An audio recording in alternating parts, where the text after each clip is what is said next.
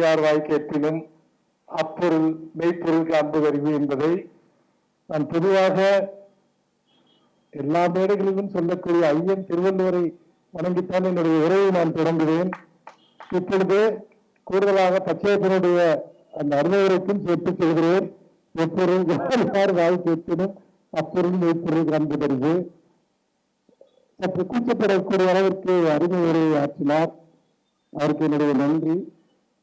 இந்த திருவண்ணாமலை புத்தக கண்காட்சியில் முதலாக உரையாற்றுவதற்காக வாய்ப்பளித்த மாவட்ட நிர்வாகத்திற்கும் இந்த மேடையிலும் இந்த அரங்கிலும் இருக்கக்கூடிய நூலக அலுவலர் வள்ளி அவர்கள் மற்றும் பாவலர் வேலாயுதம் அவர்கள், ஆசிரியர் பச்சையப்பன் அவர்கள், எனக்கு முன்னால் ஒரு சிறப்பான உரையை ஆற்றி சென்றிருக்கக்கூடிய அன்பு அவர்கள், அத்தாட்சியர் பாலமுருகன் அவர்கள் ஆகியோருக்கும் என்னுடைய வணக்கங்களை தெரிவித்துக் கொள்கிறேன். அதை விட இங்கு ஒரு முக்கியமான மனிதர் இந்த மேடையில் இந்த அரங்கில் அமர்ந்திருக்கிறார். பொதுவாக அவரை நான் மேடைகளில் அமர்ந்துதான் பார்த்திருக்கிறேன். முதலாக பாறையாளர் மாடத்தில் அமர்ந்திருக்கக்கூடிய அவரை பார்ப்பது வித்தியாசமாக இருக்கிறது.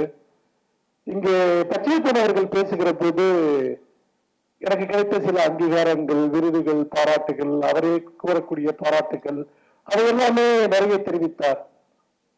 ஆனால் ஒரு மனிதனுடைய வாழ்க்கையில் எவ்வளவு பெரிய விருதுகளை பெற்றாலும் சரி, அங்கீகாரங்களை பெற்றாலும் சரி, அவனுக்கு முதலாக கிடைக்கக்கூடிய ஒரு மிகப்பெரிய விருது என்ன தெரியுமா? அவனுடைய பெயர் முதலாக மேடையில் உச்சரிக்கப்படுகிற தருணம்தான் மிகச்சிறந்த ஒரு விருது. அதற்கு பின்னால் இருப்பது எல்லாமே அதற்கு கீழே தான் வரும். அப்படி என்னுடைய பெயரை முதலாக ஒரு மேடையில், அப்போது நாங்கள் ஒரு முற்போக்கல் சங்கத்தினுடைய மாநாட்டிற்கு இங்கே லல்லி அவர்கள் வந்திருக்கிறார்கள். அவர்தான் என்னை அங்கு அழைத்து சென்றார். எங்களெல்லாம் யாருக்குமே தெரியாது. அப்போதான் என் படுக்கையில் யாரோ ஒளிந்திருக்கிறார்கள் தொகுப்பு வெளிவந்திருக்கிறது. அப்போது நாங்கள் எங்க ஒரு கடைசி வரிசையில் அமர்ந்திருக்கிறோம். அப்போது மனுஷபுத்திரன் என்ற ஒருவர் எழுதுகிறார், அவருடைய கால்களின் ஆல்பம் என்ற ஒரு அற்புதமான கவிதை இருக்கிறது என்று. நான் அங்கே இருக்கிறேன் என்பது கூட பவாச்சலத்துறைக்கு தெரியாது. பவாச்சலத்துறை தான் முதலாக ஒரு மேடையில் என்னுடைய பெயரை உச்சரித்தார். அந்த இடத்திலிருந்துதான் என்னுடைய எல்லா பயணங்களும் தொடங்கின என்பதை இங்கே நான் குறிப்பிட விரும்புகிறேன். இன்றைக்கு அவர் ஒரு நாடறிந்த ஒரு பேச்சாளர். அது மட்டுமல்ல, பேச்சாளர் என்றால் நிறைய இளைஞர்களுக்கு அவர் இலக்கியத்தை கற்பிக்கிற, எதை படிக்க வேண்டும் என்கிற ஒரு ஞானத்தை கொடுக்கிற. ஜெயகாந்தன் சொல்வார், எதை படிக்க வேண்டும் என்ற ஞானம் இல்லையே எழுத்தறிவிருந்தும் பயனில்லை என்பார். அப்படி ஒரு எழுத்துக்களை இளைஞர்களிடம் கொண்டு செலுத்தக்கூடிய ஒரு மாபெரும் பணியை தமிழ்நாட்டிலும் தமிழ்நாட்டிற்கு வெளியிலும் அவர் தொடர்ந்து சொல்லிக் கொண்டிருக்கிறார். அவருக்கும் இங்கு வந்திருக்கக்கூடிய உங்கள் அனைவருக்கும் என்னுடைய நெஞ்சார்ந்த நன்றிகளை நான் தெரிவித்துக் கொள்கிறேன். இங்கே உரையாடல் கலையை பற்றி நான் என்னுடைய பேசு பொருள் அந்த தலைப்புக்கு வருவதற்கு முன்பாக இங்கே அன்பு அவர்கள் உரையாடல் கலையை பற்றி ஒரு விரிவான உரையை ஆற்றினார். ஒரு முக்கியமான ஒரு பாடுபொருளில், ஒரு பேசு பொருளில் அவர் தன்னுடைய உரையை நிகழ்த்தினார். அதாவது எப்படி உலகை மாற்றிய தலைவர்கள்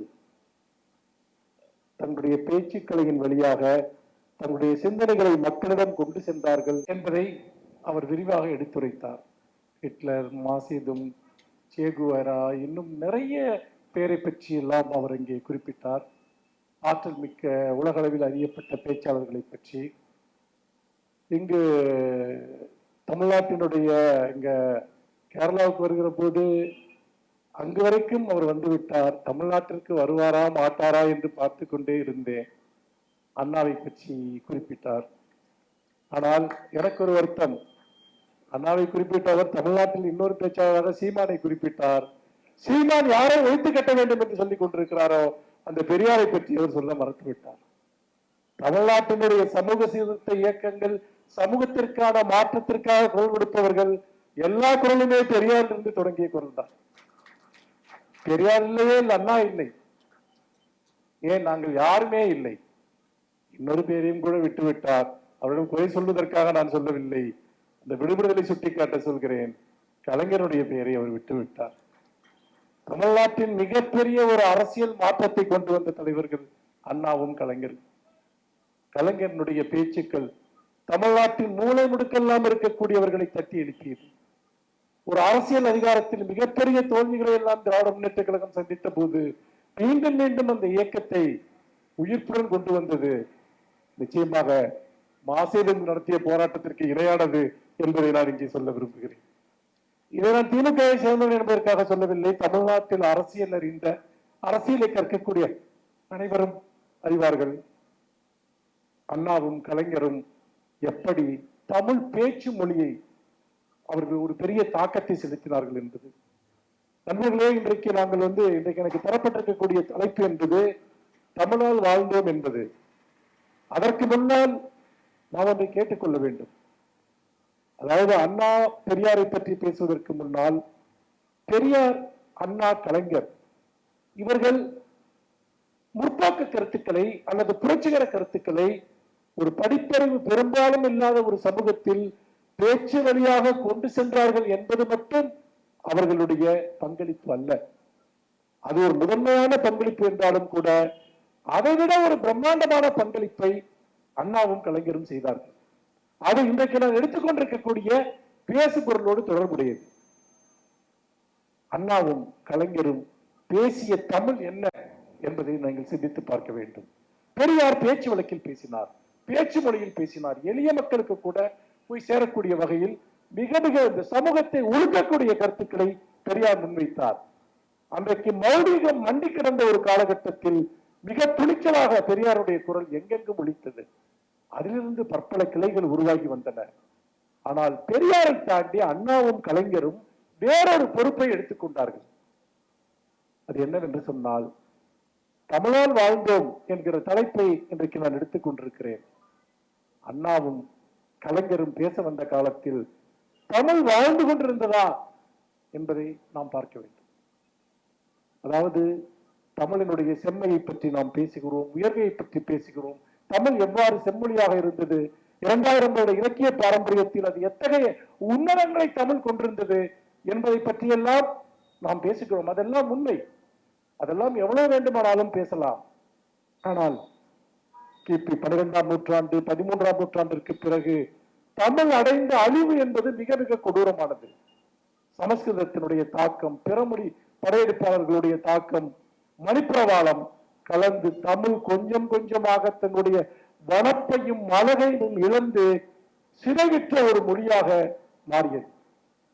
இந்த சிதைவு அதற்கு முன்னால் ஆரம்பித்துத்தான் தூய தமிழ் மொழியிலிருந்து தெலுங்கு பிறந்தது, கன்னடம் பிறந்தது, மலையாளம் பிறந்தது. இந்த மொழிகளை எல்லாம் நீங்கள் எடுத்துக்கொண்டு பார்த்தால் அவற்றில் இருக்கக்கூடிய வடமொழி சொற்களை நீங்கள் நீக்கிவிட்டால் அது தூய தமிழ் மொழிக்கு வந்துவிடும். ஆனால் தமிழே தமிழ்நாட்டில் இருந்ததா? நீங்க ஒண்ணுமே வேணாங்க, உங்க வீட்டில் இருக்க பத்திரங்கள் எடுத்து படிச்சு பாருங்க. இன்றைக்கும் கூட பத்திரம் இருக்கிற மொழிகளில் அந்த மொழி பயன்படுத்தப்படுகிறது. ஒரு 50-60 வருடங்களுக்கு முன்பு, ஒரு 70-75 வருடங்களுக்கு முன்பு இருக்கக்கூடிய பத்திரங்களை எடுத்து படித்து பாருங்கள். அதுல ஒரு வார்த்தை இன்னைக்கு உங்களுக்கு புரியாது. அதே போல அந்த காலகட்டத்தில் எழுதப்பட்ட வைத்திய சாஸ்திர நூல்கள், ஜோதிட நூல்கள், இன்னும் பலவிதமான இலக்கியங்கள் எல்லாவற்றையும் நீங்கள் எடுத்து பாருங்கள். ஏன் உரைநடை, பாரதியார் எழுதிய உரைநடையை எடுத்து பாருங்கள். இன்றைக்கு இருக்க தமிழுக்கும் பாரதியார் எழுதிய உரைநடைக்கும், பாரதியாருடைய கவிதைகள் வேறு, உரைநடை வேறு. முழுக்க முழுக்க சமஸ்கிருதமயமாக்கப்பட்ட ஒரு உரைநடையைத்தான் பாரதி எழுதினார்.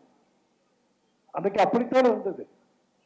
நீங்கள் பாரதியாருடைய கட்டுரைகள், எல்லா கதைகள் எல்லாவற்றையும் எடுத்து பாருங்க. தமிழ் சினிமாவை அன்றைக்கு வந்த படங்களை எடுத்து பார்த்தீர்கள் என்றால், ஒரு கணவனை அழைப்பதற்கு மனைவி பிராணநாதா என்று அழைக்கக்கூடிய வசனங்களை எல்லாம் நீங்கள் பார்க்கலாம். தமிழுக்கு என்ன நடந்தது?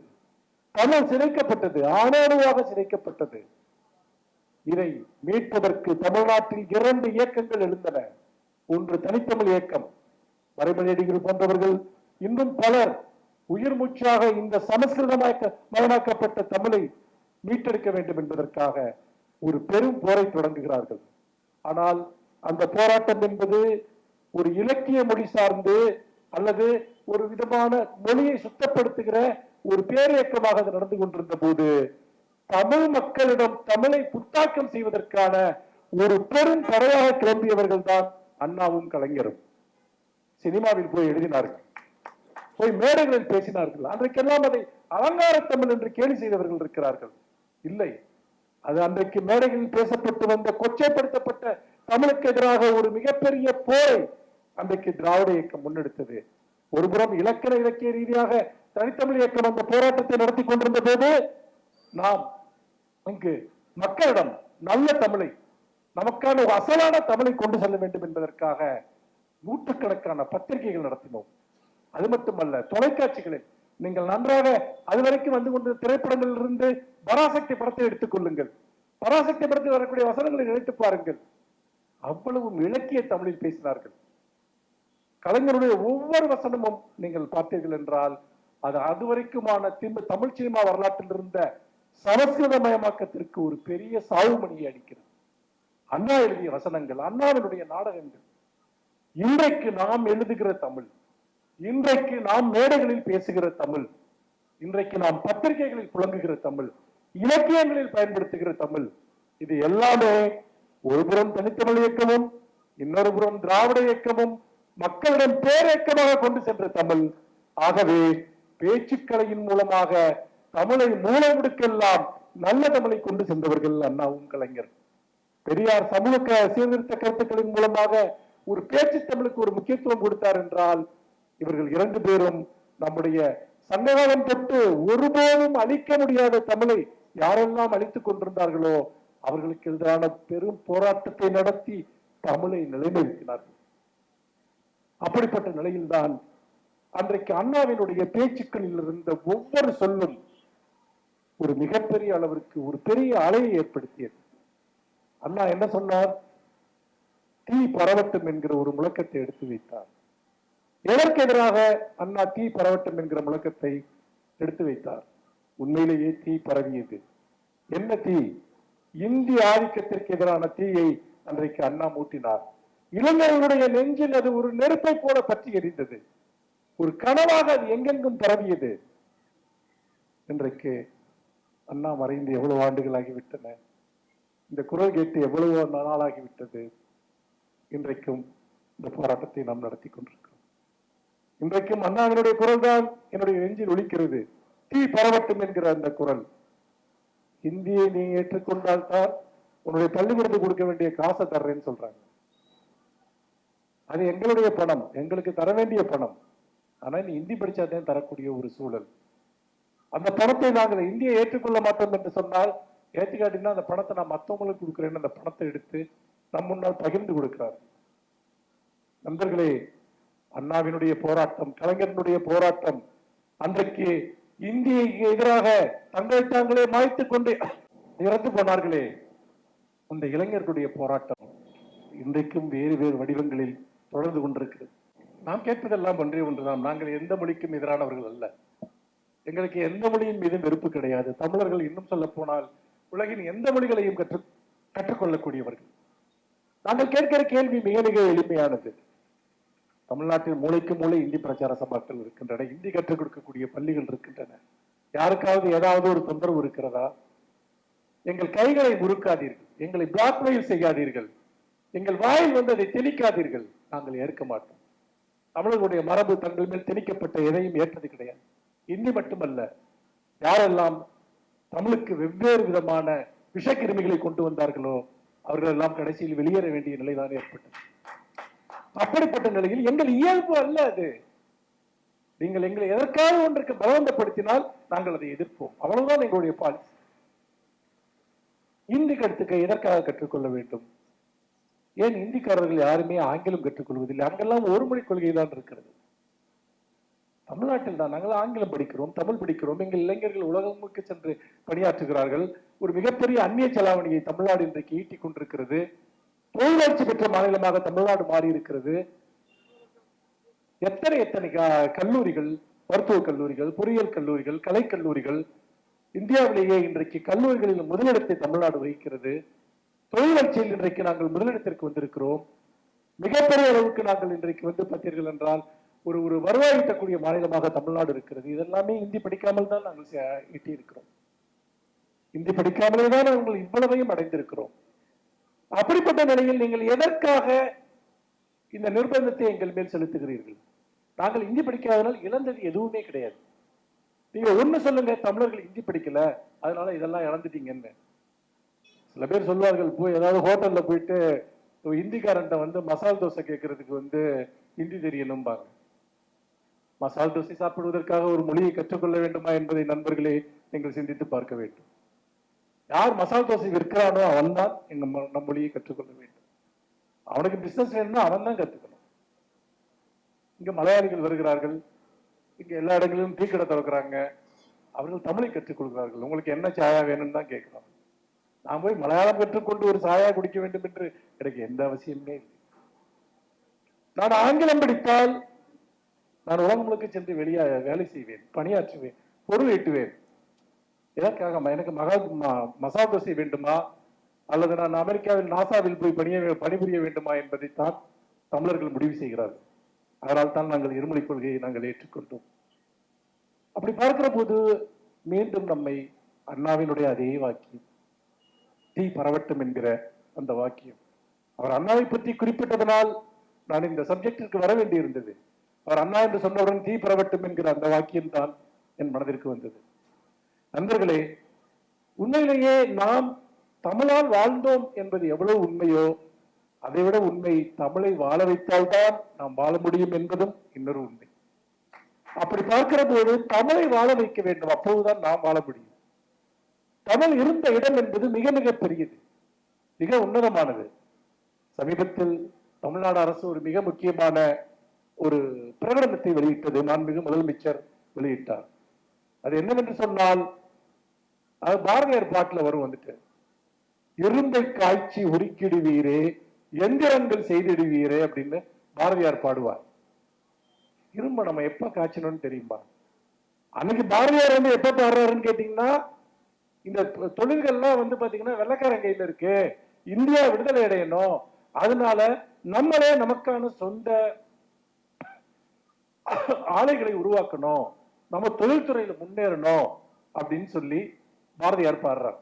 இரும்பை காய்ச்சி உருக்கிடுவேரி அப்படின்னு. இரும்பை நம்ம காய்ச்சி எப்ப உருக்கணும்னு உங்களுக்கு தெரியுமா? 5300 ஆண்டுகளுக்கு முன்பு தமிழர்கள் இரும்பை காய்ச்சி உருக்கி இருக்கிறார்கள். உலகத்தில் முதல் இரும்பு பயன்பாடு கண்டுபிடிக்கப்பட்ட காலமாக தமிழ்நாட்டில் கண்டுபிடிக்கப்பட்ட தொல்லியல் ஆய்வுகள் நமக்கு காட்டுகின்றன. இந்த உண்மையை இன்றைக்கு நாம் சொல்லிக் கொண்டிருக்கிறோம். நாம் இலக்கிய சான்றுகள் இருந்து இது சொல்லவில்லை. நண்பர்களே, நன்றாக கவனிங்கள். அதற்கு இலக்கிய சான்றுகள் இருந்தாலும் கூட உலக அளவில் இலக்கிய சான்றுகள் நம்பகமான ஆய்வுகளாக எடுத்துக் கொள்ளப்படுவதில்லை. அதனால் தமிழ்நாட்டில் கண்டுபிடிக்கப்பட்ட தொல்லியல் பொருள்கள் உலகத்தில் இருக்கக்கூடிய பல்வேறு விதமான கரிம ஆய்வுக்கூடங்களுக்கு அனுப்பி அவர்கள் உறுதிப்படுத்தியதுதான் கிறிஸ்து பிறப்பதற்கு 3500 ஆண்டுகளுக்கு முன்பே தமிழர்கள் இரும்பை பயன்படுத்தி இருக்கிறார்கள், இரும்பிலான கருவிகளை பயன்படுத்தி இருக்கிறார்கள் என்று. இதை நாம் ஏன் முக்கியமான ஒரு கண்டுபிடிப்பாக சொல்கிறோம் என்றால், ஒரு நாகரிகத்தினுடைய தொன்மை, ஒரு பண்பாட்டினுடைய தொன்மை, அதை நாம் அறிகிற போது உண்மையிலேயே மனிதகுல வரலாற்றில் நாகரிகம் தொடங்கிய வரலாறு என்பது இந்தியாவில், முக்கியமாக தென்னிந்தியாவில் தான் தொடங்கி இருக்கிறது என்பதற்கான சான்றுகள் நமக்கு கீழடியிலும் நெல்லையிலும் இன்னும் பல இடங்களிலும் கிடைத்த சான்றுகள் உலகளவிலான ஆய்வுகளின் மூலமாக நிரூபணமாகி வருகிறது, நிரூபிக்கப்பட்டிருக்கிறது. இதை எவரும் மறுக்கவில்லை. இல்லை, இது ஆய்வுபூர்வமாக தவறு என்று எவரும் சொல்லவில்லை. ஆனால் வரலாற்றில் இருக்கக்கூடிய வரலாற்று அறிஞர்கள் அல்லது தொல்லியல் ஆய்வாளர்கள் ஒரு கனத்த மௌனத்தை கடைபிடிக்கிறார்கள். ஏன் கடைபிடிக்கிறார்கள் தெரியுமா? ஆரியர்களுடைய நாகரிகம் தான் தொன்மையான நாகரிகம். ஆரியர்கள் தான் மிகப்பெரிய தொன்மையான பண்பாட்டை வைத்திருந்தார்கள். அதற்கு பிந்தையது சிந்து சமவெளி நாகரிகம், தமிழர்களுடைய நாகரிகம் என்றெல்லாம் அவர்கள் நிறுவுகிறார்கள். அங்கு சரஸ்வதி நதி என்கிற ஒரு நதி ஓடிக்கொண்டிருந்ததாகவும் அந்த நதிதான் தொன்மையான நதி என்றெல்லாம் பேசிக் கொண்டிருக்கிறார்கள். இதுவரைக்குமான அத்தனை அவர்கள் சொன்ன கட்டுக்கதைகளையும் 100 ஆண்டுகளுக்கு முன்பு ஜான் மார்ஷல் என்ற அறிஞர் சிந்து சமவெளியில் கண்டுபிடித்த பொருள்கள், அவை சிந்து சமவெளியில் கண்டுபிடித்த பொருள்களுக்கும் தென்னிந்தியாவில் முக்கியமாக தமிழ்நாட்டில் கண்டுபிடித்த பொருள்களுக்கும் நேரடியாக தொடர்பு இருக்கின்றன.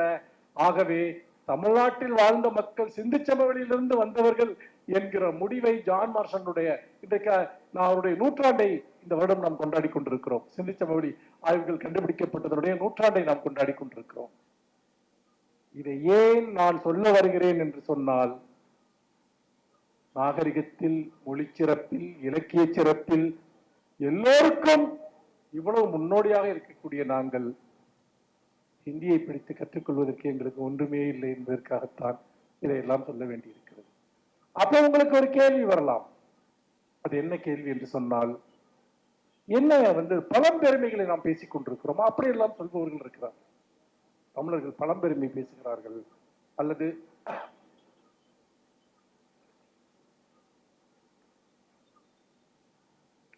அதாவது தமிழர்களை கிண்டல் செய்வதற்காக சில பழமொழிகள் எல்லாம் உருவாக்கப்பட்டிருக்கின்றன. அதில் ஒன்று பரவலாக எல்லோருக்குமே தெரியும். அதாவது முதல் குரங்கு தமிழ் குரங்கு தான் என்றெல்லாம் கேலியாக சொல்வதை நாம் பார்த்திருக்கிறோம்.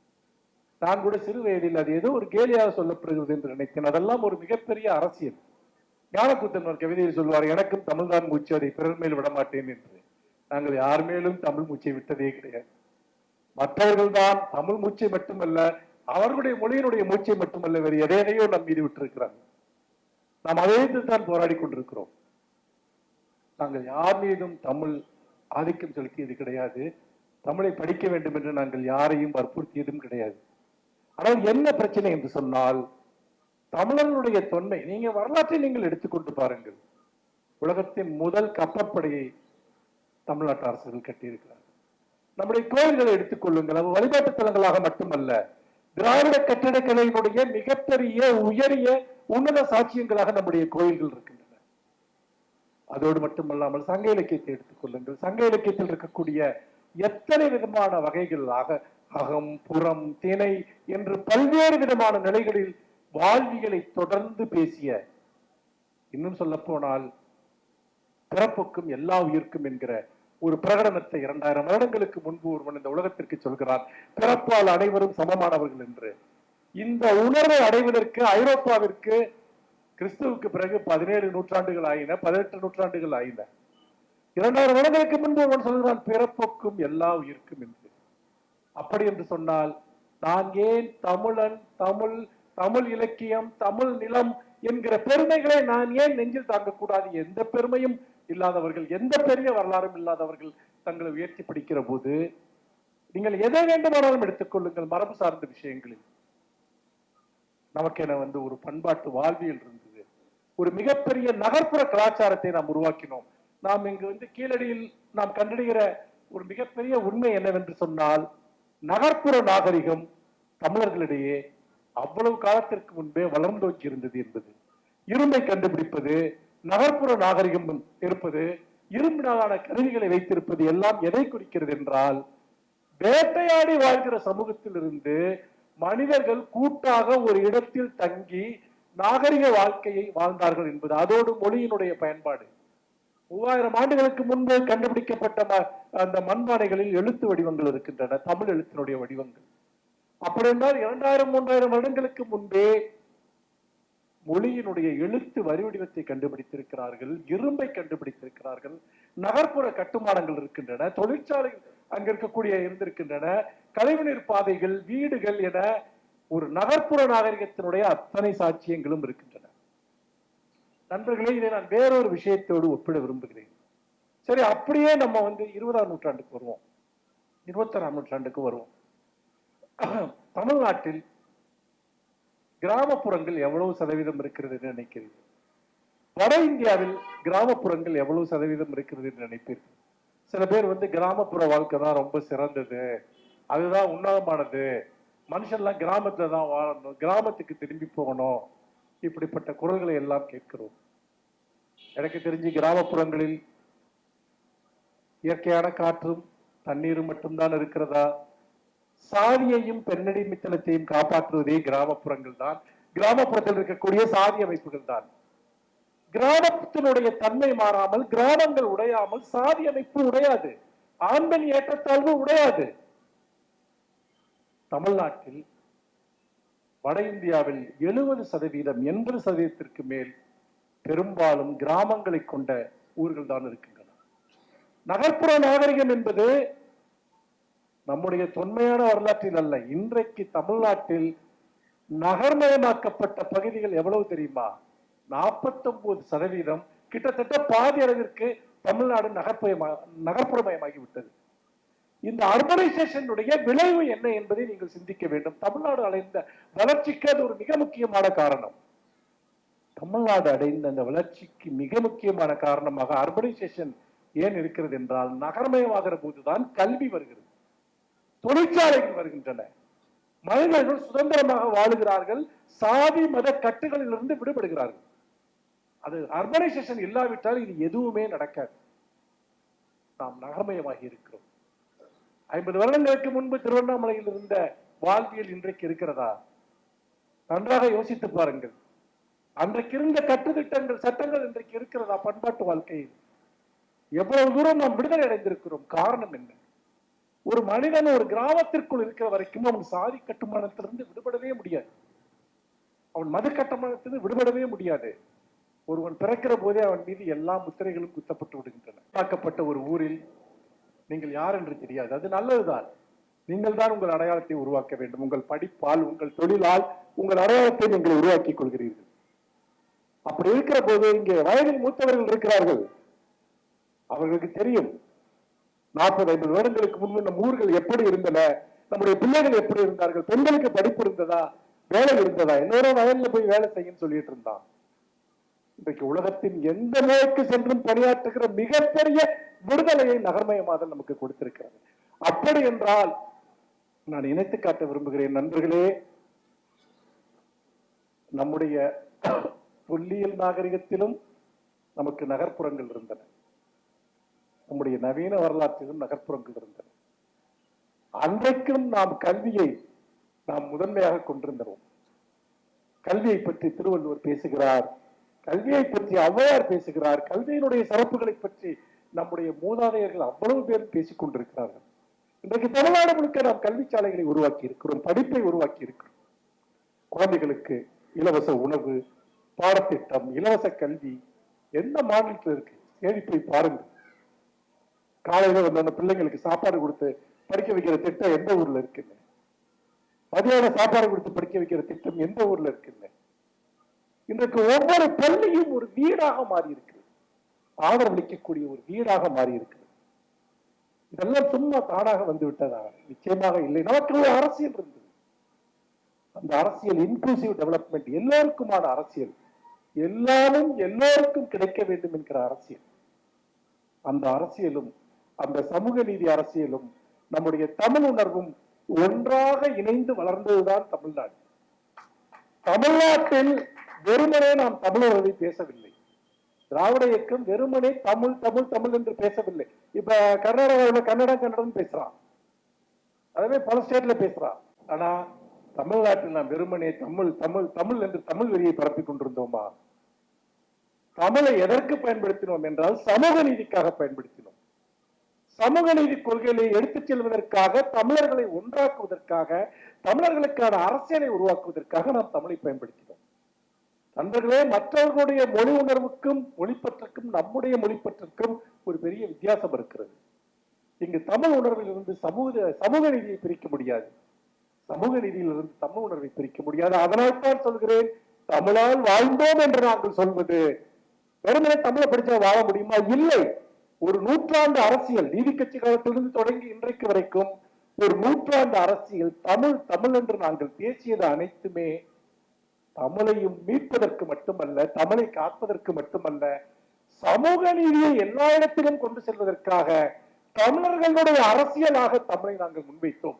தமிழை வச்சு அரசியல் பண்றேன்னு கேட்டா, ஆமா, தமிழை வைத்து அரசியல் செய்கிறோம், அரசியல் செய்தோம், இனியும் செய்வோம். தமிழ்தான் எங்கள் அரசியல், தமிழின் வழியாகத்தான் எங்கள் அரசியல். தமிழுக்கு வெளியே எங்களுக்கு எந்த அரசியலும் கிடையாது. சமூக நீதியை கொண்டு செல்வதற்காக எங்களிடம் இருக்கக்கூடிய ஒரே ஆயுதம் தமிழ் உணர்வு மட்டும்தான். அப்படிப்பட்ட நிலையில் நாம் இன்றைக்கு ஒரு 2000 வருட 3000 வருட 4000 வருட வரலாற்றை நாம் பேசுகிற போது நாம் நெஞ்சை நிமிர்த்தி சொல்வதற்கு ஒன்று இருக்கிறது. நாம் பண்பாட்டால் உயர்ந்து நின்றிருக்கிறோம், மொழியால் உயர்ந்து நின்றிருக்கிறோம், சமூக நீதியால் உயர்ந்து நின்றிருக்கிறோம், கல்வியால் உயர்ந்திருக்கிறோம், சுகாதாரத்தால் உயர்ந்திருக்கிறோம்.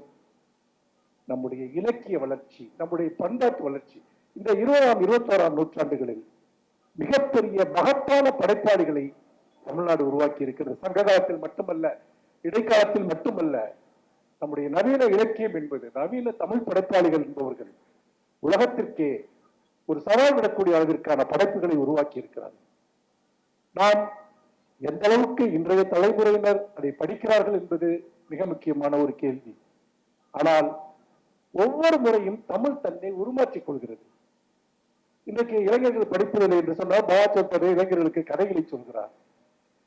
பல பேர் இன்றைக்கு பாத்தீங்கன்னா ஒரு ஆடியோவாக புத்தகங்களை தருகிறார்கள், இளைஞர்களை கேட்க வைக்கிறார்கள். தமிழ் எப்படி என்று கேட்டால் அதை நீங்க அழிக்கவே முடியாது, தன்னை உருமாற்றிக்கிட்டே இருக்கும், அது தன்னை தக்க வச்சுக்கிட்டே இருக்கிறது. ஒரு வினோதமான உயிரி தமிழ் என்பது.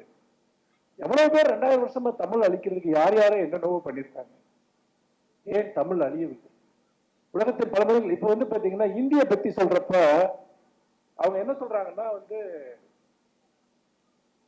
ஒரு முக்கியமான விஷயம் பீகார்ல இந்தி அங்க தாய்மொழி இந்தியா இருக்கு, உத்தரப்பிரதேசத்துல இருக்கு, மத்திய பிரதேசத்துல இருக்கு அப்படின்னா அதெல்லாம் அவர்களுடைய தாய்மொழியா? அவர்களுக்கு வேறு மொழிகள் தாய்மொழியாக இருந்தன. இந்தியை ஏற்றுக்கொண்ட பிறகு அந்த மொழிகள் எல்லாம் படிப்படியாக சிதைந்து இன்றைக்கு ஹிந்தி தான் அவர்களுடைய மொழி என்பது போல ஆகிவிட்டது. இந்தியை நாம் தமிழ்நாட்டில் ஏற்றுக்கொண்டிருந்தால் நமக்கும் அதுதான் நடந்திருக்கும். தமிழ் தன்னுடைய தனித்துவத்தை இழந்திருக்கும்.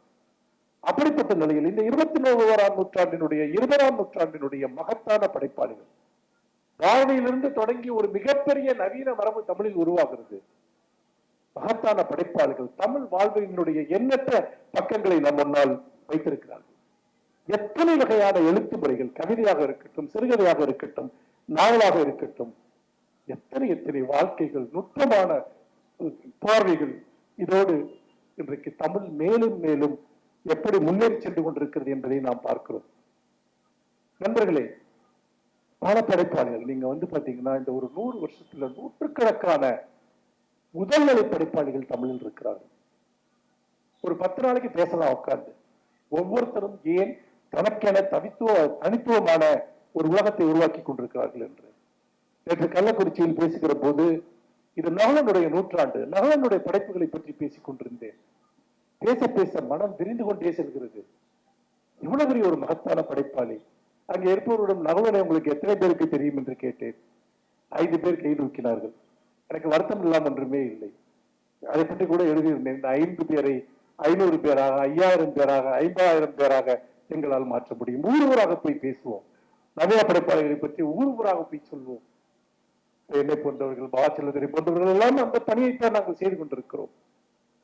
ஏனென்றால் ஒரு தலைமுறை கடக்கிற போது பல முன்னோடிகள் அவர்கள் மறைந்து போகிறார்கள். அவர்களுடைய பெயர்கள் திரும்ப திரும்ப சொல்லப்பட வேண்டியிருக்கிறது.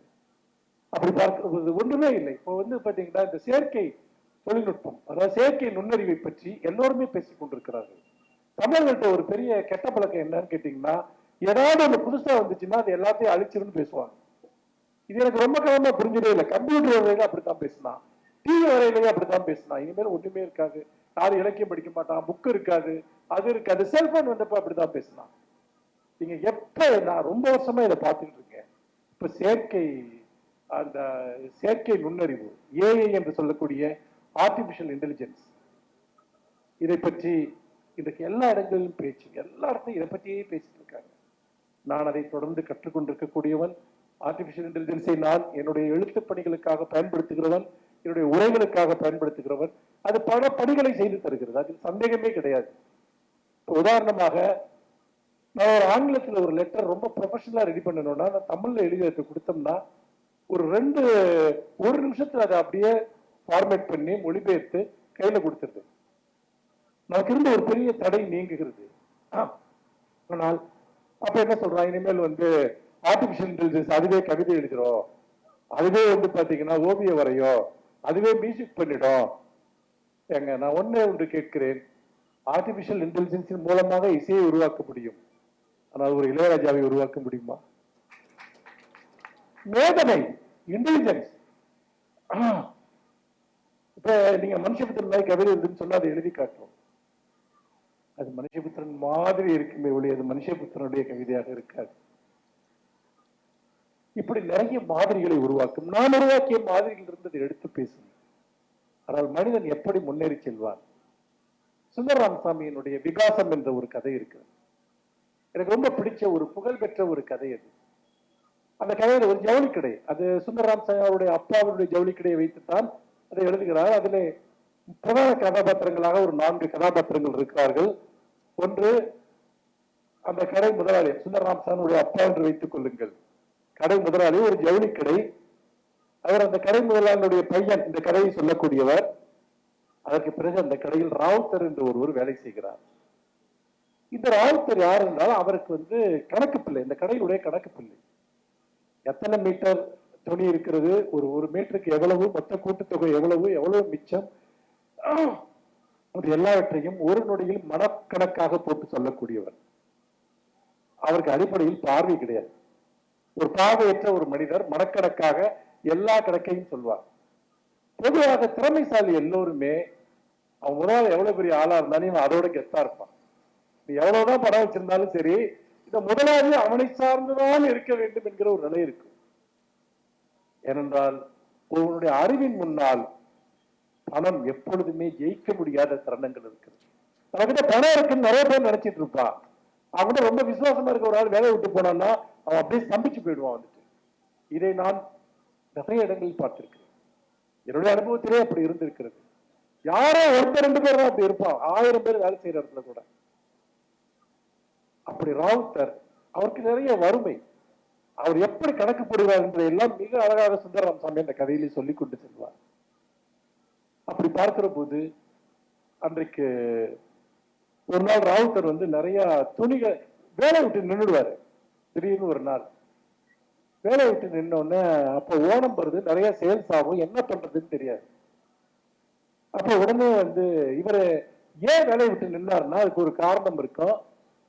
வீட்டில் இருக்கவங்களுக்கு இந்த ரம்ஜான் பண்டிகைக்காக ராவுத்தர் கடனாக துணியை நிறைய அவரே எடுத்து வைப்பார். எடுத்து வச்சுட்டு மேல இதெல்லாம் கடனா கொடுங்கன்னு தங்கிட்ட கேட்காமலேயே ராவுத்தர் அந்த துணியை எடுத்து வைப்பது முதலாளிக்கு பிடிக்கல. அது முதலாளிகளுக்கு என்று சில அகங்காரங்கள் இருக்கும். அது எவ்வளவு பெரிய ஒரு முக்கியமான ஆளாக இருந்தால் கூட, இல்ல ராவுத்தர் உங்களுக்கு கடன் ஏற்கனவே நிறைய இருக்கு, கொடுக்க முடியாது என்கிறார் அவர். கொடுக்க முடியாதுன்னு எனக்கு ரொம்ப கோவம் வந்துடுது. சரி, இந்த கடையை விட்டு இறங்கி அவர் போயிடுறாரு. அடுத்த நாள் வேலைக்கு வர மாட்டார். ஆனா அவருக்கு வேலைக்கு வர்றதுன்னா அந்த அளவுக்கு கணக்கு போடக்கூடிய யாருமே இங்க இல்லை. ஒன்னு ஓனர் அவருடைய மனைவி கிட்ட சொல்லி பையன் அனுப்பி ராவுத்தரை கடையை கூட்டுரு சொல்லி இவர் போய் கேட்க முடியாது. அப்ப இந்த பையன் போறாப்புல இங்க போயிட்டு ராவுத்தர்ட்ட இல்ல அம்மா அவங்களை கடைக்கு போய் சொன்னாங்க அப்படின்னு சொன்ன உடனே அடுத்த நிமிஷம் ரொம்ப சந்தோஷமா இருந்துச்சு, வா தம்பி போகலான்னு அவர் கையை பிடிச்சிட்டு கடைக்கு கிளம்பிடுறாரு. அதுதான் மனிதர்களிடம் இருந்த ஒரு உறவு என்பது. ஆனா முதலாளி ஒரு கொட்டத்தை என்னைக்காவது ஒரு நாள் நான் அடக்கிறேன் அப்படின்னு என்ன தோத்து போகிறார் அந்த முதலாளி ராவுத்தர் கிட்ட. அவனை ரீப்ளேஸ் பண்ண முடியல. அப்ப அங்க போய் உட்கார்ந்து கொண்டிருக்கிற போது அப்ப இதே மாதிரி போயிட்டு இருக்கு. திடீர்னு ஒரு நாள் அவங்க வீட்டுல இருக்க எல்லாரும் அந்த ராவுத்தர் வீட்டுல இருக்க எல்லாரும் நிறைய பிள்ளைங்க ஒரு வண்டியில இறங்குறாங்க கடை முன்னாடி. என்னன்னா வீடு கடனுக்காக ஜப்தி பண்ணிடுறான். ஜப்தி பண்ண உடனே ஜப்திக்கு எல்லா பொருள்களையும் எடுக்கிறான். ராவுத்தர் அப்படி கதறாரு, என்ன பண்றதுன்னு தெரியாம. அப்ப இவர் கடை ஓனர் என்ன பண்றாருன்னா ஒரு லாயரை பார்க்க போறாரு. போய் அடுத்த நாள் பணம் கட்டுறதுக்கு ஏற்பாடு பண்ணிட்டு வர்றாரு. அப்ப வீடை ஜப்திக்கு கொண்டு வர வேணான்னு. ஆனா அடுத்த நாள் ராவுத்தர் வேலையை விட்டு வரல. வேலைக்கு வரல என்னன்னு கேட்டேன்னா அதுக்கு முன்னாடி இன்னொரு முதலாளி ஒருத்தர் என்ன பண்றான்னா நான் பணம் கட்டுறேன்னு சொல்லி இவர் வேலைக்கு என்கிட்ட வான்னு கூப்பிட்டுக்கிறான். இந்த முதலாளிக்கு தெரிஞ்ச உடனே பயங்கரமா டென்ஷன் ஆயிடுறாரு. கடையில் ஒருத்தர் கோலப்பண்ணு ஒருத்தர் வேலை செய்வான். அவன் போய் ராவுத்தரைங்க போய் கடையில தூக்கி சைக்கிள் கேரியர்ல வச்சு கூப்பிட்டு வந்துருவான். நீ என்ன முதலாளி போய் ஒருத்தர் பேசிட்டு வந்திருக்காரு லாயத்தை, நீ எப்படி இப்படி பண்ணலாம் அப்படின்னு. ராவுத்தருக்கு வேற எங்கேயும் போக முடியாது, இந்த முதலாளிக்கு அவனை விட்டா வேற ஆள் கிடையாது. இது ஒரு விதமான லவ் ஹேட்டட் ரிலேஷன்ஷிப். இது இப்படி இருக்கு. இப்படி இருக்கிறப்போ அப்போ சொல்றாரு, இந்த ராவுத்தருடைய கொட்டத்தை நான் அடக்கிறதுக்கு என்னைக்காவது ஒரு நாள் எனக்கு நேரம் வரும். அப்படி ஒரு நேரம் வந்துருது. என்னன்னா இவர் பம்பாய்க்கு போறப்ப அப்பதான் ஒரு புது மிஷின் வந்திருக்கு. அதை வாங்கிட்டு வர்றாரு, ஒரு கையளவு மிஷின், கால்குலேட்டர். அப்பதான் கால்குலேட்டர் வருது. கணக்கு போட்டு பார்க்கறாரு, எல்லா கணக்கையும் இது கரெக்டா சொல்லுது. அதை வாங்கிட்டு வந்து வீட்டுல பையன் கொடுக்குறாரு, போட்டு பார்க்கறாங்க, எல்லா கணக்கையும் சொல்லுது. எல்லாரும் வந்து போட்டு பார்க்கறாங்க, ஆச்சரியமா இருக்கு. எவ்வளவு துல்லியமா ஒரு சின்ன பிசகு கூட இல்லாம அப்படின்னு. உடனே கணக்கு எடுத்துட்டு போறாரு. அதை அங்கதான் ஒரு கோமதின்னு ஒரு பிள்ளை இங்க வேலை செஞ்சுட்டு இருக்கோம். அந்த பிள்ளை என்ன பண்ணணும்னா அந்த கணக்கு போட்டு காட்டு, ராவுத்தர் நீங்க ஒரு கணக்கு சொல்லுங்க அப்படிங்க. அவர் ஒரு சிக்கலா ஒரு கணக்கு சொல்லுவாரு, அடுத்த செகண்ட் அந்த பிள்ளை விட கொடுத்து சொல்லும். ராவுத்தர் ஆடி போயிடுறாரு. இன்னொரு கணக்கு சொல்லுவாரு, அதோட அதையும் போட்டு கொடு. கால்குலேட்டர் தானே போடுது. கணக்கு போட போட ராவுத்தர் வாய் விட்டு அழ ஆரம்பிச்சிடுறாரு. இந்த பிள்ளைக்கு எப்படி இதெல்லாம் தெரியணும்னு இந்த கால்குலேட்டர் கையில கொடுக்குறாரு. அப்படி தடை பாக்குறாரு. இதான் சொல்லுது இதான் சொல்லுது அப்படின்ட்டு. அவருடைய வாழ்நாள்ல ஒட்டுமொத்த விஷயமும் வீழ்ச்சி அடைந்தது போன்ற ஒரு மனநிலையை அவர் அடைகிறார். அதுக்கப்புறம் அடுத்த நாள்ல இருந்து யாரும் ராவுத்தர்ட்ட கணக்கு போட சொல்லல. அவர் பாட்டுக்கு வந்து இப்படியே உட்கார்ந்து இருப்பார். இப்படி போயிட்டு இருக்கு. திடீர்னு ஒரு நாள் வந்து உள்ள இருந்து ஒருத்தர் சொல்றான், ஏதோ ஒரு கணக்கு சொன்னோன்னு ராவுத்தர் அவன் வந்து பாத்தீங்கன்னா மொத்தமா கொடுத்தது 22 சென்டிமீட்டரு, ஆனா 21 சென்டிமீட்டர் தான் சொல்றான் அப்படிங்கிறது அது கால்குலேட்டருக்கு தெரியாது இல்ல. கண் பார்வை இல்லாத ஒரு மனிதன் எப்படி இதை வந்து பாத்தீங்கன்னா 22 சென்டிமீட்டர் கொடுத்தத அவங்க 21 தான் சொல்றாங்கிறத கண்டுபிடிக்கிறார். இவருக்கு முதலாளிக்கு ரொம்ப அதிர்ச்சியா, என்னடா இப்படி இருக்கு அப்படின்ட்டு. அதுக்கப்புறம் இன்னொரு கஸ்டமர் வர்றப்போ ஒரு நாள் அவர் வந்து 10 வேஷ்டி கேட்கிறாரு. ஆனா 7 வேஷ்டி தான் இருக்குன்னு அந்த வேலை செய்யற ஆள் எடுத்து கொடுக்குறான். ராவுத்தர் சொல்றாரு, உள்ள 10 வேஷ்டி இருக்கு, அவன் 3 வேஷ்டி இருக்கிறத மறந்துட்டு 7 வேஷ்டி தான் கொடுக்குறான் அப்படின்னு. கால்குலேட்டர் சொல்லுமா அத எல்லாவற்றையும் அப்சர்வ் பண்ணிட்டே இருக்க. ஆனா கூட திரும்ப கணக்கு போடுற ஒரு பொறுப்பை கொடுக்கறதுக்கு முதலாளி தயாரா இல்லை. அதெல்லாம் அவன் பவரை பிடிக்கிட்டான்னா அவன் அப்படியே பொட்டி பம்பா இருப்பாங்கிறது தான் ஐடியா. ஒரு நாள் சொல்றாரு, இவர் கணக்கு சொல்லவே மாட்டார். ஒரு நாள் காலையில சொல்றாரு, முதலாளி இன்னைக்கு வந்து நம்ம கரண்ட் பில்லு கட்ட வேண்டிய நாள் கிராஸ் ஆயிடுச்சு, இன்னைக்கு கட்டலையா அப்படின்னு. ஆமா இல்ல மறந்துட்டேன் அப்படின்னு. அப்புறம் சொல்றாரு, இன்கம் டாக்ஸ் பில்லு வந்து நம்ம இன்னைக்கு கட்டணும், அது உங்களுக்கு மறந்துச்சா. இது எதுக்குமே ராவுத்தர் இது வரைக்கும் சொல்லாத, அவர் தலையிடாத ஒரு விஷயம். முதலாளி சொல்றாரு, ராவுத்தர் இருந்து கணக்கு பிள்ளை இல்ல மேனேஜர் அப்படின்ட்டு. நண்பர்களே, இதற்கும் நான் சொன்ன செயற்கை நுண்ணறிவுக்கும் ஒரு தொடர்பு இருக்கிறது. என்ன தொடர்பு என்றால், மனுஷன் ஏற்கனவே செஞ்சுக்கிட்டு இருந்த ஒரு வேலைய ஒரு மிஷின் எடுத்துக்கிடுச்சுன்னா மனுஷன் அதை தாண்டி வேற ஒண்ணு பண்ணுவோம். அதை தாண்டி வேற ஒன்று செய்யக்கூடிய ஒன்றால் மனிதன் காலங்காலமாக மனித குலம் அப்படித்தான் பரிணாமம் அடைந்து வந்திருக்கிறது. நான் நிறைய இளைஞர்களோட பேசுகிற போது சொல்வேன், எந்த தொழில்நுட்பத்தையும் கற்றுக்கொள்ளுங்கள், ஆனால் எந்த தொழில்நுட்பமும் உங்களை விட அல்டிமேட் நீங்க நினைக்காதீங்க. அதை தாண்டி உங்களுக்கு ஒரு மிகப்பெரிய பங்கு இருக்கிறது, பாத்திரம் இருக்கிறது என்பதை நீங்கள் மறந்து விடாதீர்கள் என்பதுதான் அதனுடைய அடிப்படையான விஷயம். அப்படி பார்க்கிற போது தமிழ் மொழி, தமிழ் வாழ்க்கை, இதை பற்றி சொல்வதற்கு எத்தனையோ கதைகள். இங்கு எனக்கு நேரம் இல்லை, வேறு சில திசையில் என்னுடைய பேச்சு சென்று விட்டதால் என்னுடைய சில முக்கியமான இலக்கிய ஆசிரியர்களுடைய படைப்புகளை பற்றி எல்லாம் உங்களிடம் நான் பேச வேண்டும் என்கிற ஒரு தயாரிப்போடு வந்திருந்தேன். ஆனால் அதற்கான அவகாசம் இல்லை. நீண்ட நேரமாக இந்த நிகழ்வு சென்று கொண்டிருக்கிறது. நிறைவாக என்னுடைய ஒரு கவிதையோடு நான் இந்த உரையை நான் நிறைவு செய்ய விரும்புகிறேன். நம்ம எல்லாரும் மனசுல இருக்கக்கூடிய ஒரு மிக முக்கியமான, அடிக்கடி நாம் கேட்டுக்கொள்கிற பல கேள்விகளில் மிக முக்கியமான ஒரு கேள்வி இருக்கு. அது என்ன கேள்வி என்று சொன்னால், நாம ஏன் இப்படி இருக்கோம் அப்படிங்கிற கேள்விதான். இந்த கேள்வியை கேட்டுக்காத மனுஷனே கிடையாது.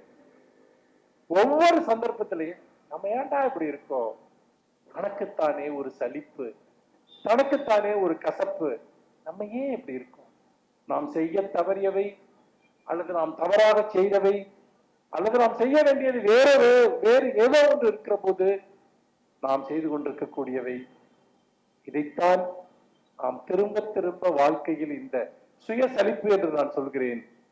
இதை பற்றி ஒரு கவிதை எழுதியிருக்கிறேன். இந்த கவிதை ரொம்ப தனிப்பட்ட முறையில் எனக்கு மிகவும் பிடித்த கவிதையும் கூட. நீங்கள் இங்கிருந்து செல்லுகிற போது இந்த கவிதையில் இருக்கக்கூடிய சில வரிகளேனும் அது உங்கள் வாழ்க்கையை உங்களுக்கு நினைவூட்டி நாம் ஏன் இதையே செய்து கொண்டிருக்கிறோம் என்கிற கேள்வியை உங்களுக்கு எழுப்பும். அந்த கேள்வியை, அந்த கவிதையை இப்பொழுது நான் உங்களிடம் படிக்கிறேன். நாம் ஏன் இப்படி இருக்கிறோம்? நாம் ஏன் இப்படி இருக்கிறோம்? சதா முணுமுணுத்துக் கொண்டு, எப்போதும் துணிகளை மடித்துக் கொண்டு, எதையாவது சுத்தம் செய்து கொண்டு, யாரையாவது சபித்துக் கொண்டு, எதையாவது அடைய முயற்சி செய்து கொண்டு, எதனிடமாவது தோல்வி அடைந்து கொண்டு, எப்போதும் நம்மை நிரூபித்துக் கொண்டு, நிறைய பேருக்கு டெய்லி அதே வேலை, எவன்கிட்டயாவது தன்னை ப்ரூவ் பண்ணணும் அப்படிங்கிறது. என்னத்துக்குடா ப்ரூவ் பண்ணணும்? எப்போதும் நம்மை நிரூபித்துக் கொண்டு, ஒரு சிகரெட்டை போல எரிந்து கொண்டு, தேவையற்ற பொருள்களால் நம் தனிமையை நிரப்பிக் கொண்டு, பொருள்கள் இல்லைன்னா மனுஷங்க செத்துருவானுங்க. எப்பவே டிப்ரெஷன் வருதோ போய் எதையாவது வாங்குவான். தேவையற்ற பொருள்களால் நம் தனிமையை நிரப்பிக் கொண்டு, யாரிடமாவது நம்மை பிணைக்க முயற்சி செய்து கொண்டு, எவன் கூடவாவது போய் கனெக்ட் ஆகுறது. போன் எடுத்தா 1 மணி நேரம் பேசுவான். எதுக்கு பேசுறா? ஒரு டாபிக்கும் இருக்காது. யார் கூடவாவது கனெக்டடா இருக்கணும். யாரிடமாவது நம்மை பிணைக்க முயற்சி செய்து கொண்டு, ஒரு அபத்தமான சினிமாவின் முதல் காட்சியை பார்த்து கொண்டு, ஃபர்ஸ்ட் டே ஃபர்ஸ்ட் ஷோன்னா அது வாழ்க்கையில ஒரு பெரிய லட்சியம். என்னடா பார்த்தா வெளியே சொல்லவே மாட்டான், அப்படியே போவான். அப்படி கொடூரமா இருக்கும் அந்த படம். ஒரு அபத்தமான சினிமாவின் முதல் காட்சியை பார்த்து கொண்டு, கடற்கரையில் கூட்டத்தோடு கூட்டமாய் நின்று கொண்டு, நம் குழந்தைகளை சந்தேகித்துக் கொண்டு, நம் வீட்டிலேயே திருடிக் கொண்டு, கண்ணாடியின் முன் சுயநைதனம் செய்து கொண்டு, மலிவான பொருட்கள் எங்கே கிடைக்கின்றன என எப்போதும் யோசித்துக் கொண்டு, பொறுக்கிகளுக்கு பயந்து கொண்டு, புகழுள்ள மனிதர்களை அனாவசியமாய் தெரிந்து கொண்டு, சில பேர் போய் பார்த்துக்கிட்டே இருப்பாங்க ஆளுங்களை. பாப்புலரா இருந்தானா அவனை போய் பார்ப்பாங்க, சும்மா போய் அவன் முன்னாடி நிற்பாங்க. இவனால அவனுக்கு எதுவும் ஆக போறது இல்லை, அவனால இவனுக்கு எதுவும் ஆக போறது இல்லை. புகழுள்ள மனிதர்களை அனாவசியமாய் தெரிந்து கொண்டு, சதா ஏதேனும் ஒரு நோயை பற்றி பேசிக்கொண்டு, நீங்க யார்கிட்டயே வாய திறங்க வந்துட்டு எடுத்தோன்னு ஏதாவது வலிக்குதுமா, ஏதாவது ஒரு பிரச்சனைமா. உடல் நோயை பற்றி பேசுறதுங்கிறது ஒரு பெரிய நோயா மாறிடுச்சு. சதா ஏதேனும் ஒரு நோயை பற்றி பேசிக்கொண்டு, எப்போதும் பருவநிலையினை பற்றி புகார் செய்து கொண்டு, வெயில் அடிச்சா வெயில் ஜாஸ்தியா இருக்குமா, பனி பெஞ்சா பனி ஜாஸ்தியா இருக்கு, மழை பெஞ்சா ஐயோ மழை பெய்யுது. அப்ப இதுல ஏதாவது ஒரு பருவத்தில் நம்ம இருந்துதானே ஆகணும். எப்போதும் பருவநிலையை பற்றி புகார் செய்து கொண்டு, சிறிய வருமானத்திற்கான சிறிய கணக்குகளை எழுதி கொண்டு இருக்கிறது. ரொம்ப டார்ச்சரானது இதுதான். சிறிய வருமானங்களுக்கு சிறிய கணக்குகளை எழுதி கொண்டு, அதிர்ஷ்டத்தின் வருகையை எதிர்கொண்டு அதிர்ஷ்டத்தின் வருகையை எதிர்நோக்கி கொண்டு, யாருடைய சாவுக்காவது காத்துக்கொண்டு, ரொம்ப பேரத்தை இருக்கா எப்ப சாவா அப்படின்ட்டு, யாருடைய சாவுக்காவது காத்துக்கொண்டு, நமது தூக்கு கயிற்றின் உறுதியை சோதித்துக் கொண்டு, ஒண்ணு அடுத்த எப்ப சாவான்னு நினைப்பா, இல்ல நம்ம எப்ப சாவான்னு நினைப்போம். இது ரெண்டுதான் மிக முக்கியமான சிந்தனை. முட்டாள்களின் கவிதையை படித்துக் கொண்டு, நீங்க என்ன பத்தி அப்படி நினைச்சாலும் எனக்கு பிரச்சனை கிடையாது, எல்லாத்தையும் சொல்லணும்ல. முட்டாள்களின் கவிதையை படித்துக் கொண்டு, குடிக்கும் போது அழுது கொண்டு, ஐயோ இருக்கிறதுலே ஒரு பெரிய ரோதனை தான் வந்துட்டு, ஒரு 2 பெக்கு கூட உள்ள போயிருக்காது, அழுவான் அப்படியே. எப்படா அழுவைக்கு இதுக்கு என்ன சம்பந்தம் நானும் ரொம்ப நாள் யோசிச்சிருக்கேன்.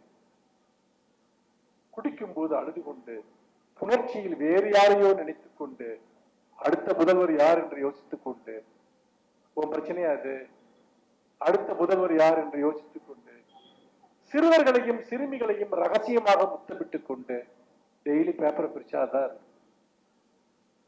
பௌர்ணமி தினங்களில் மனமுடைந்து அழுது கொண்டு, எதையாவது தொலைத்துக் கொண்டு, எதையாவது தேடிக்கொண்டு, தவறான முடிவுகளுக்கு வருந்திக் கொண்டு, தவறிப்போன சந்தர்ப்பங்களுக்காக ஏங்கிக் கொண்டு. சுந்தரராமன் முட்டைக்காரின்னு ஒரு கதை எழுதியிருப்பாரு. ரொம்ப அற்புதமான கதை, யாராவது முடிஞ்சா படிச்சு பாருங்க. தவறான சந்தர்ப்பங்கள், தவறி போன சந்தர்ப்பங்களுக்கு ஏங்கிக் கொண்டு என்பதற்கு அது ஒரு கதை, ஒரு அற்புதமான உதாரணம். யாருடைய அன்புக்காவது ஏங்கிக் கொண்டு, வாழ்க்கை முழுக்க பண்றது அதுதான். யாராவது நீ அன்பு செய்யுங்க, அன்பு செய்யுங்க, செய்ய மாட்டாங்கன்னு தெரியுது இல்ல, ஏன் அதை நீ சொல்லிட்டே இருக்க.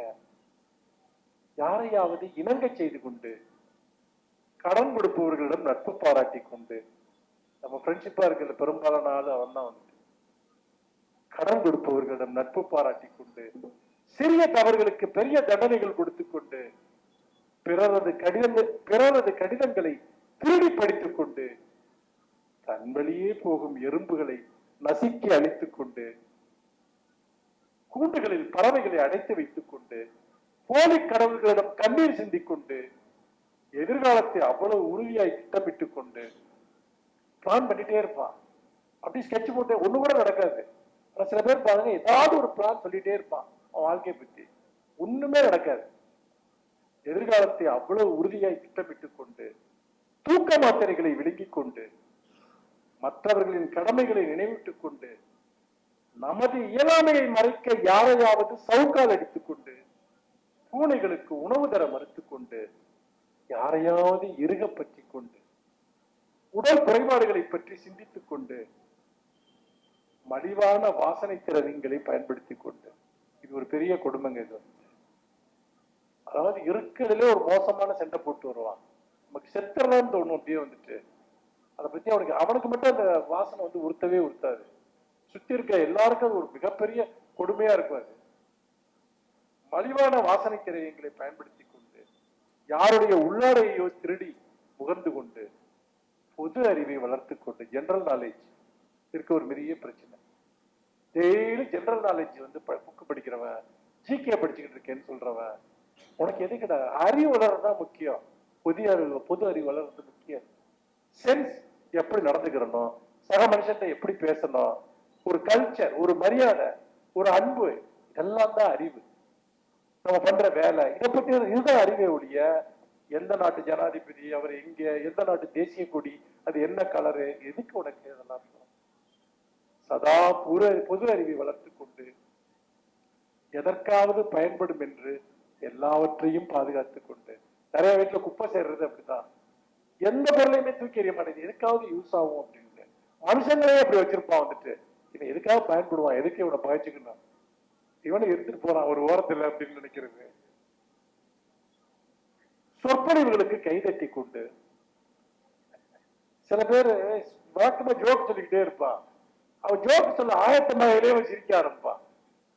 அது எப்படின்னா இந்த டாக்கு பிஸ்கட் போடுறது ஆட்டோமேட்டிக்கா வாலாட்டும் இல்லையா, நம்மள அப்படி பழக்கவானுங்க வந்துட்டு.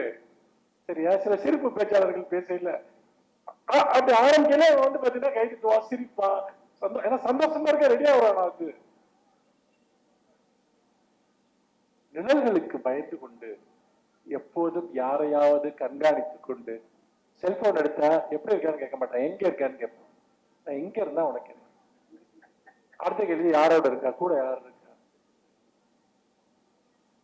யாரையாவது கண்காணித்துக் கொண்டு உடல் பயிற்சியினால் மரணத்தை வெல்ல முயற்சித்துக் கொண்டு. நேற்று ஒருத்தர் பார்த்தேன், ஏதோ பீச்சில் முந்தா நாள் வந்து பேக் சைடாவே நடந்து போயிட்டு இருக்காரு, பின்புறமாவே போறாரு. விட்டு பாத்தீங்கன்னா அங்க போறாரு, அப்புறம் ரிவர்ஸ் திரும்ப பின்பக்கமாவே நடந்து போறாரு. ஆமா, எனக்கு புரியல, முன்னாடி பார்த்து நடந்தாலும் அதே எக்ஸசைஸ் தானே இருக்க போகுது, இவர் ஏன் பேக் சைட்லயே போறாரு அப்படின்னு. அப்புறம் சில பேர் வந்து யாராவது ஒரு யோகா கத்துக் கொடுப்பா, கையை இப்படி இப்படி குத்திக்கிட்டே போவோம் அப்படின்ட்டு. அவங்க பயமா இருக்கும். வந்துட்டு பாத்தீங்கன்னா இப்படி இப்படி குத்திக்கிட்டே போவான். எங்க இருந்தா வர்றீங்க நீங்க எல்லாம், உண்மையிலே புரியல. ஏன்னா 500 வருஷம் வாழணும்னு முடிவு பண்ணிட்டா, புரியுதுங்களா? 500 வருஷம் இருந்தா ஆவான். அதுக்கு என்ன பண்றான், பேக் சைடே நடக்கும். நான் அடிக்கடி பீச்சுக்கு போனா பார்த்துட்டே இருப்பேன், ரொம்ப வினோதமான ஆளுங்கள்லாம் இருப்பானுங்க. ஒத்த காலம் மட்டும் இப்படி எத்தி நடந்து போயிட்டே இருப்பான், ஒரு ஃபுட்பால் உதைக்கிற மாதிரியே. இதெல்லாம் எதுக்குடா இதெல்லாம்? இதுக்கெல்லாம் மெடிக்கல் சயின்ஸ்ல ஏதாவது ஒரு ஆதாரம் இருக்கா? ஒண்ணுமே கிடையாது, ஒண்ணுமே கிடையாது. எனக்கு நிறைய டாக்டர்ஸ் கூட நான் பேசியிருக்கேன், நான் தொடர்ந்து படிக்கிற ஆளு மெடிக்கேஷன் தொடர்பா.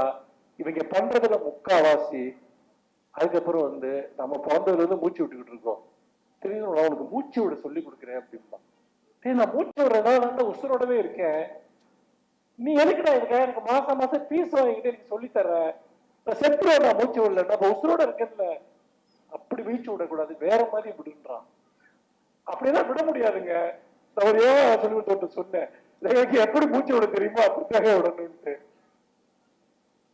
உடற்பயிற்சியினால் மரணத்தை வெல்ல முயற்சி செய்து கொண்டு எளிய இரக்கங்களால் நம் மனிதத்தன்மையை நிரூபித்துக் கொண்டு, யாருக்காவது பிச்சை போடுறது நான் வாழ்க்கையில ஒரு பெரிய கடமையா சொல்றவனா இருக்கேன்.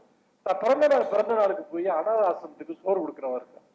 அதான் பார்த்தா எரிச்சலா இருக்கு உண்மையிலே. அன்றாடம் யாராவது ஒரு மனுஷனை பாத்துக்கிறியா?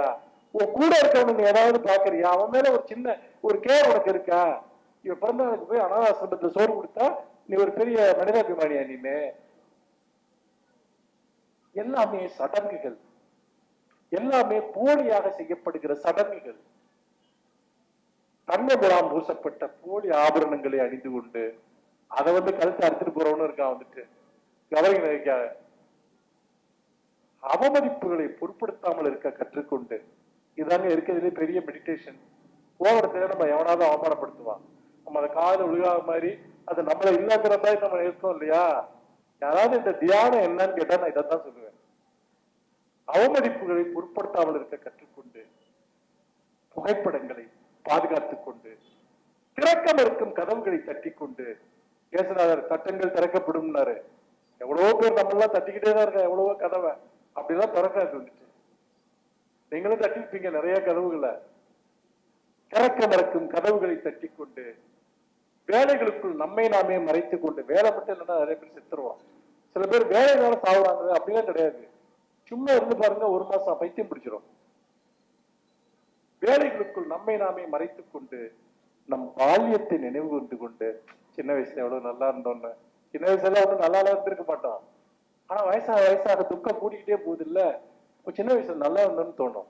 உண்மையை யோசிச்சு பார்த்தோம்னா சின்ன வயசுல கேவலமா தான் இருந்தோம், வாழ்க்கை அவ்வளவு கேவலமா தான் இருந்துச்சு நமக்கே தெரியும். சரி, நம்மளா கற்பனை பண்ணிக்கிறது தான் அது எல்லாமே. ஒரு மூலையில் சுருண்டு படுத்துக் கொண்டு, வேறு வழி இல்லை என்று எழுந்து கொண்டு, கொஞ்ச நேரம் தான் படுத்திருக்க முடியும். ஒரு மூலையில் சுருண்டு படுத்திக் கொண்டு, வேறு வழி இல்லை என்று எழுந்து கொண்டு, யாருக்காகவோ தியாகம் செய்து கொண்டு, யாருக்காகவோ தியாகம் செய்ய வைக்கிறதா அன்பும்பாங்க, பாசம்பாங்க. தங்கச்சி கல்யாணம் பண்ணிட்டு தான் நீ கல்யாணம் பண்ணணும். உனக்கு 35 வயசானாலும் சரி, 40 வயசானாலும் சரி, அதான் தியாகம். குடும்பத்துக்காக பண்ற தியாகம். தியாகம் பண்ணிக்கிட்டே இருக்கணும் சாவுற வரைக்கும். அதை பத்தி எந்த ஒருத்தரும் யாருக்குமே கிடையாது.